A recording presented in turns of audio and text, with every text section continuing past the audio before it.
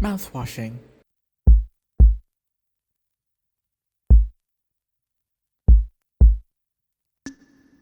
Mouthwashing is a game that I've played recently, and I'm sure you lovely people have heard about it. And if you haven't, first of all, I want to ask, how? Secondly, I know I'm pretty late for making this video since the hype train for the game has passed, but I don't care. I want to yap about this game because I love it. Trigger warning, by the way, because the game does tackle subjects such as essay and committing endgaming, so please do proceed with caution. Or better yet, just skip this video entirely if you're sensitive about those kinds of topics. Also, if you haven't noticed, this video contains spoilers for the game, and I really recommend playing it blind or at least with very little knowledge of it. So, go ahead, play it first. I'll wait. By waiting, please watch this video when you're done, pretty please. So, without further ado, what is Mouthwashing, the game? Well, Mouthwashing is a psychological horror adventure game developed by the amazing talents of Wrong Organ and published by Critical Reflex on September 26, 2024. The story essentially follows a 5-person crew: the ship's captain Curly, the co-pilot Jimmy, the mechanic Swansea, his intern Daisuke, and the ship's nurse Anya. The ship crashes into an asteroid while traveling, damaging it and leaving the crew stranded. Now they have to find a way to survive until rescue arrives. While on the surface it looks like a horror game set in space, and the main threat is an alien or unworldly being, even when going to the game's main menu, the score that they play suggests it's gonna be a cosmic horror-esque sort of game, and that's what I initially thought when I first booted up the game myself. But I am so glad I was wrong. Mouthwashing is such a real game, a surreal experience, and I'm really sorry if that's a really vague way of describing the game, but I can't describe it as anything else. Instead of a cosmic unworldly entity that killed the crew, it was just a guy. A guy who was a selfish coward who refused to take responsibility for his actions. And I love it. The message, by the way, not the guy. And the way the game presents it and visualizes it is so good. Like, oh my god. To me, the game looks amazing. But for some, I can see why they would brush it off since the game uses a PlayStation 1/N64-esque art style, but I think it fits the game perfectly. Either that or I'm just biased since I like low-poly art styles. It's simple, but it's really effective and memorable, from the ship's interiors, like the medbay and lounge, to the main crew's character designs. But that's not the reason why the visuals of the game are so good in my opinion. It's just how the game uses lighting and visual metaphors to tell its theme: responsibility. For example, when Curly goes to the cockpit for Jimmy's psych evaluation, the game puts us in this dream-like place? That's honestly the best way I can describe it. But once we're here walking through the pool of blood, literal warning signs, emergency sirens going off, broken ladders start to surface while you're making your way to Jimmy, the game literally tells you in your face, hey, if you don't stop Jimmy now and let him continue with what he wants, it will get worse for you guys. With the broken ladder representing that. And when Curly finally gets to the control room during the psych evaluation, the room's green light is coming from the room's controls, and since we're playing as Curly, we see Jimmy in this green light, aka Curly doesn't see any major red flags or red lights coming from Jimmy.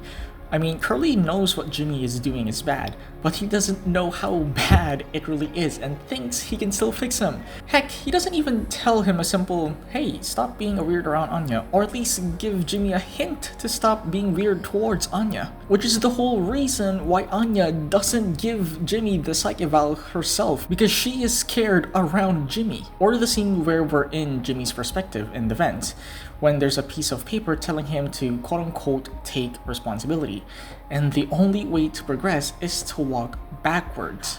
Walking backwards because we, as Jimmy, refuse to take and face responsibility for our actions. And that's why we need to walk backwards to progress, because we don't want to face responsibility. Or my personal favorite, the dead pixel scene, where we see Anya and Curly hanging out in the lounge, and we get to hear their general perspectives represented through the window screen. Anya notices and acknowledges the dead pixel, despite it being small and almost non-existent, letting us know that Anya is the type to pick up on the little things, kinda like how she picks up upon Jimmy's scummy behavior towards her. While Curly can't see the dead pixel that Anya is talking about, he even comments on it that he's used to looking at the bigger picture, telling us that Curly is the type to blend things together, generalizing them. The little details get overshadowed by the bigger picture, kinda like how he isn't aware of how bad Jimmy is as a person. Not to mention, the scene itself is so beautiful.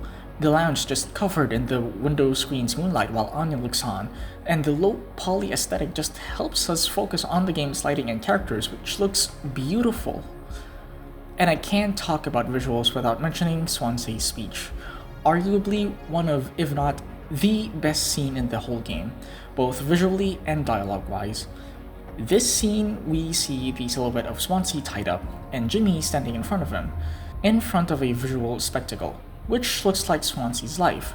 Swansea basically tells Jimmy about how bad his life was, being drunk all the time, but eventually fixing himself and achieving sobriety.